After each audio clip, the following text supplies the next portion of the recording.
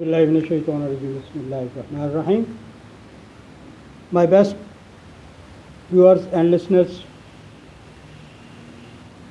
I pray before Allah my best wishes and praise all of this universe and its creature. میں اللہ تعالیٰ سے اس کائنات کے لیے، اس میں مخلوقات کے لیے رحمت برکت کی دعا کرتا ہوں کہ اپنی رحمتوں کا برکتوں کا نزول اپنے پیارے نبی آخری نبی حضرت محمد مصطفیٰ صلی اللہ علیہ وسلم کے سب کے نزول فرمائے، ہمارے گناہوں سے درگزر فرمائے اور ہمیں معاف فرمائے، ہمیں عمل صالح کرنے کی توفیق عطا فرمائے۔ ناظرین کرام، میں نے پچھلے ویڈیو میں ڈیفامیشن، ازالہ حیثیت عرفی جس کو بولتے ہیں، اس کے بارے میں اقسام کتنی ہوتی ہیں وہ بتائی تھی۔ مختصراً جائزہ پیش کروں گا اس کا، مختصراً جامع انداز میں معلومات جو ہیں قانون کی، ڈیفامیشن، ازالہ حیثیت عرفی جس کو بولتے ہیں کے بارے میں۔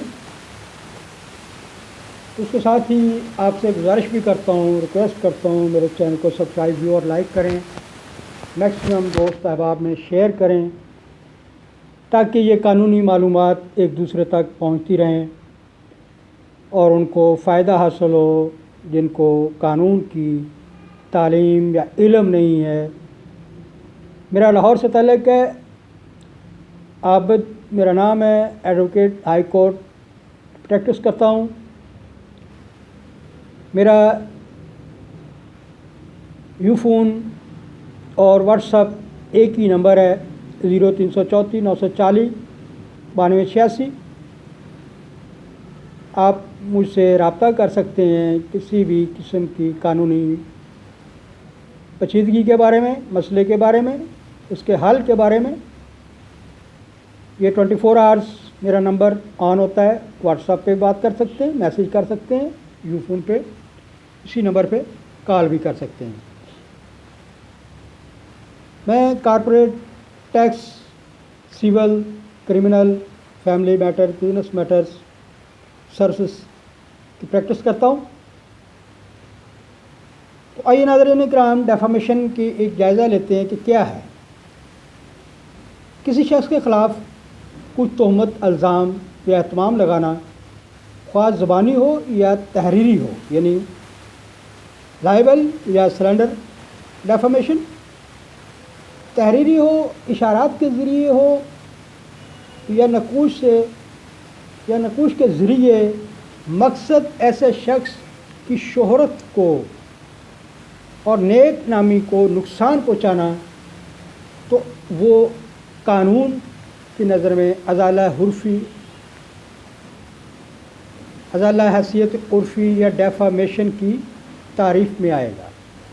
اس کی سزا بھی ہے جب ہم کسی کے خلاف حسداً ایسا کرتے ہیں، تو اللہ اور دنیاوی قانون کی نگاہ میں وہ جرم ہوتا ہے۔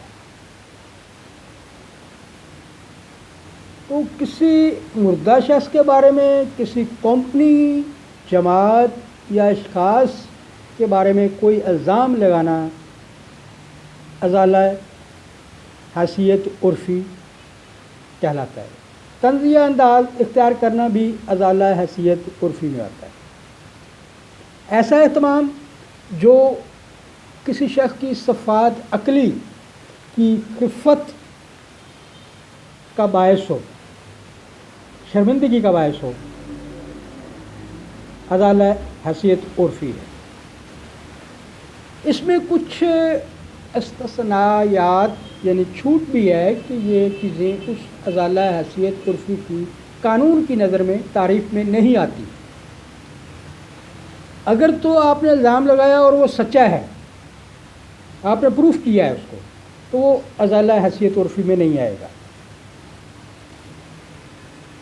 خلائق کے عامہ کے مفاد میں لگایا اور اشتہار دیا، مشتہر کیا، وہ بھی ازالہ حیثیت عرفی میں نہیں آئے گا۔ کسی شخص کے بارے میں نیک نامی اور نیک نیتی سے رائے کا اظہار کرنا، عدالتی کارروائی اور اس کی درست تشہیر کرنا، گواہان کی نیک نیتی سے دی گئی شہادتیں، خلائق عامہ پر چھوڑا گیا عمل اور اس کی اچھائی یا برائی، زیر اقتدار شخص کے بارے میں نیک نیتی سے سرزنش کرنا، حکام بالا کے پاس کسی شخص کے بارے میں نیک نیت ہو کر شکایت کرنا، اگر الزام ذاتی اغراض یا مفاد عامہ کے لیے ہو۔ ازالہ حیثیت عرفی تحریری اور زبانی بھی ہو سکتا ہے۔ تو اس کے لیے ہمیں ایسی حرکات فعل کرنے سے پہلے سوچنا چاہیے کہ یہ کہیں جرم تو نہیں ہم کر رہے، اپنی بھڑاس، اپنا حسد، کینہ دل میں رکھتے ہوئے دوسرے شخص کے خلاف ہم کہیں الزام تو نہیں لگا رہے تاکہ اس کی شہرت، نیک نامی کو نقصان پہنچے۔ تو یہ ازالہ حیثیت عرفی یعنی ڈیفامیشن کی کیٹیگری میں آئے گا، اور اس کا نقصان ہو جائے، نقصان ہو، اس کی سزا بھی قانون نے مقرر کی ہے۔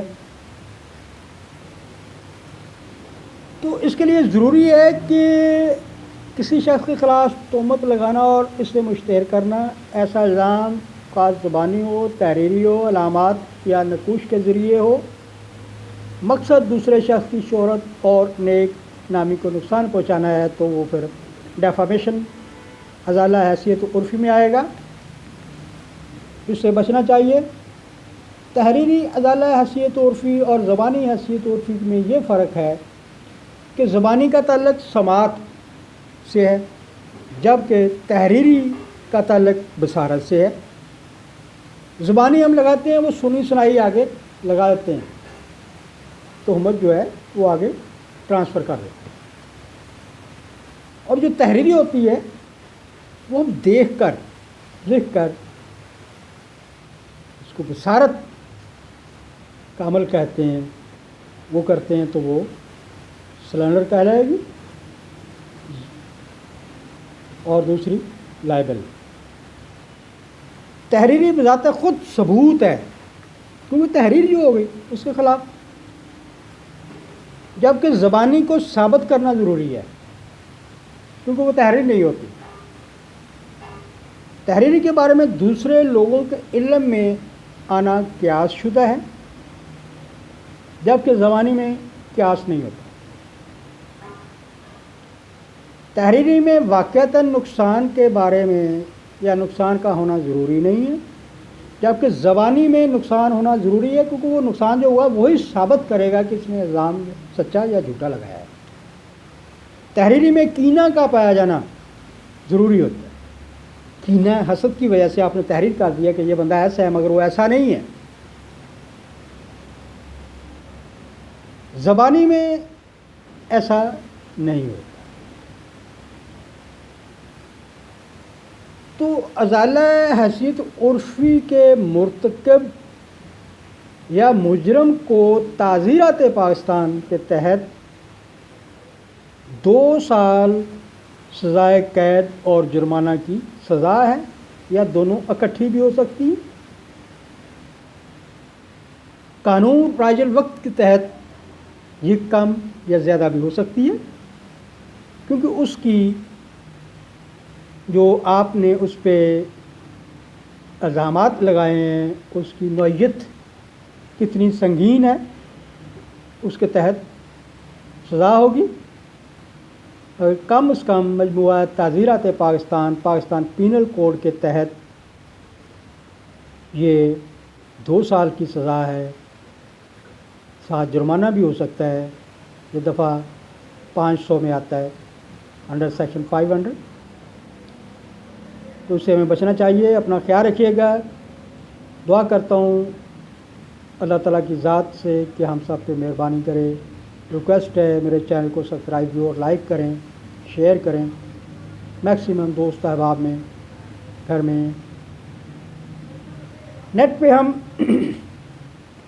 فضول ٹائم تو ضائع کر لیتے ہیں، لیکن یہ علم جو ہے اس کو حاصل کرنے کے لیے ہمارے پاس 2-4 منٹ 10 منٹ کا وقت نہیں۔ اس کو نکالیں، آپ کے فائدے کے لیے ہے۔